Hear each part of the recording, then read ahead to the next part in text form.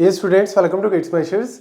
आज की इस वीडियो में एक्सप्लेन करने जा रहा हूं what is the network configurations in the cloud computing. देखो, लास्ट वीडियो में हमने बात की थी स्टोरेज के अंदर हम किस तरीके से क्लाउड कंप्यूटिंग के अंदर स्टोरेज को मैनेज करते हैं या फिर कंप्यूटिंग को हम किस तरीके से मैनेज करते हैं। यहां पे तीसरा सबसे इंपॉर्टेंट फैक्टर आता है क्लाउड में, that is the network configurations.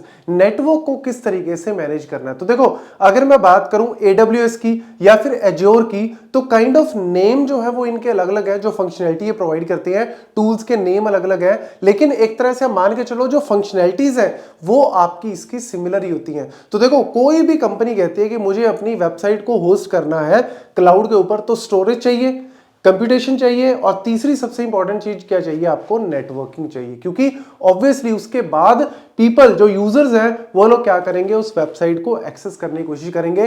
तो कंपनी क्या चाहती है कि मेरी एक तो सारी सिक्योरिटी बनी रहे, मेरा डेटा सिक्योर रहे, मेरा जो कोड है, जो ऐप है, वो सारा का सारा सिक्योर रहे और स्केलेबल भी रहे। तो इसीलिए इनको क्या करना पड़ता है, प्राइवेटली अलग अलग नेटवर्क क्रिएट करने पड़ते हैं, मतलब सबनेटिंग करनी पड़ती है प्राइवेटली, ताकि जो चीज हम पब्लिक दिखाना चाहते हैं, जैसे वेबसाइट है उसके ऊपर बहुत सारी आपकी रिक्वेस्ट आएंगी यूजर्स की, तो वो हमने पब्लिक सबनेट पे रख दिया। डेटाबेस है उसको हम सिक्योर रखना चाहते हैं तो उसको हमने प्राइवेटली रख दिया। थर्ड पार्टी कोई पेमेंट्स हो रही है, फाइनेंशियल इंस्टीट्यूट है, वो क्या चाहता है अपनी पेमेंट्स को सिक्योर, तो वहां पे अलग से हमने प्राइवेट नेटवर्क क्रिएट करना है। तो यहां पे आपका AWS प्रोवाइड करता है VPC, वर्चुअल प्राइवेट क्लाउड, और जो आपका एज्योर है वो प्रोवाइड करता है VNet। तो यहां पे इन दोनों के नेम्स को याद रखना। मेन वही कहानी है कि आइसोलेट नेटवर्क जो है वो क्रिएट करना, ताकि रिसोर्सेज जो है एक तो आपस में प्राइवेटली कम्युनिकेट कर सके और साथ ही साथ स्केलेबल। जब भी हमें चाहिए कि मेरे रिसोर्सेज जो है वो ज्यादा डिमांड है, तो तुरंत जो है वो स्केलेबिलिटी जो है वो प्रोवाइड हो, और साथ ही साथ सिक्योरिटी भी वहां पे बनी रहे।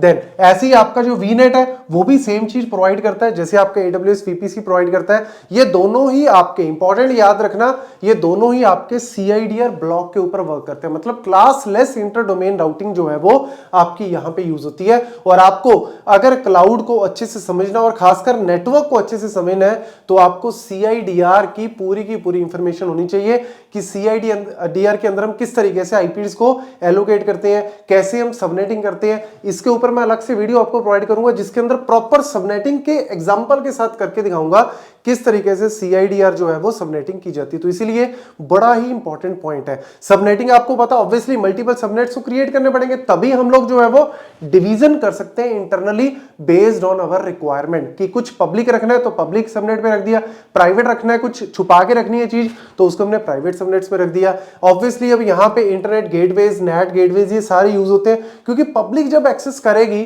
तो वहां पे हमें जो है वो ट्रैफिक को भी ध्यान में रखना पड़ता है कि मेरा जो इनबाउंड ट्रैफिक या आउटबाउंड ट्रैफिक, मतलब मेरे ऑर्गेनाइजेशन के अंदर कौन कौन सा डेटा आ रहा है, कौन कौन सी रिक्वेस्ट आ रही है, उनको उनके ऊपर पूरी नजर रखनी जरूरी है। और बाहर कौन सी रिक्वेस्ट जा रही है, मेरी कंपनी के अंदर से बाहर की तरफ कौन सी जा रही है, वो सारी भी हमें देखनी पड़ती है। तो इसीलिए प्रॉपर सिक्योरिटी, यहाँ पे सिक्योरिटी ग्रुप्स, NACLs या फिर NSG जो ये आपके वर्चुअल फायरवॉल्स को लगाना पड़ता है, ताकि हम रूल्स भी अप्लाई कर सके। हमें कुछ ब्लॉक करना है, जैसे कई बार होता है ना, आप किसी कंपनी में अगर काम कर रहे हो तो वहां पे फेसबुक है या कोई और वेबसाइट है वो ब्लॉक्ड रखते हैं, ताकि बाहर से कोई भी वर्नेबिलिटी अंदर ना आ सके, या फिर बाहर से कोई रिक्वेस्ट इधर उधर की, कोई DOS अटैक है या उस चीज को रोकना है, तो फायरवॉल्स को प्रॉपर मैनेज करना है। तो आपका जो VPC है या VNet है एज्योर के अंदर, वो आपको इनबिल्ट ये सारी सर्विसेज जो है वो प्रोवाइड करता है। और साथ ही साथ प्राइवेट कनेक्शंस, अब रीजन्स के अंदर, डेटा सेंटर्स के अंदर आपस में कम्युनिकेट करना है या कोई रिमोटली एक्सेस कर रहा है, जैसे वर्चुअल प्राइवेट नेटवर्क्स को, VPNs को यूज करते हैं,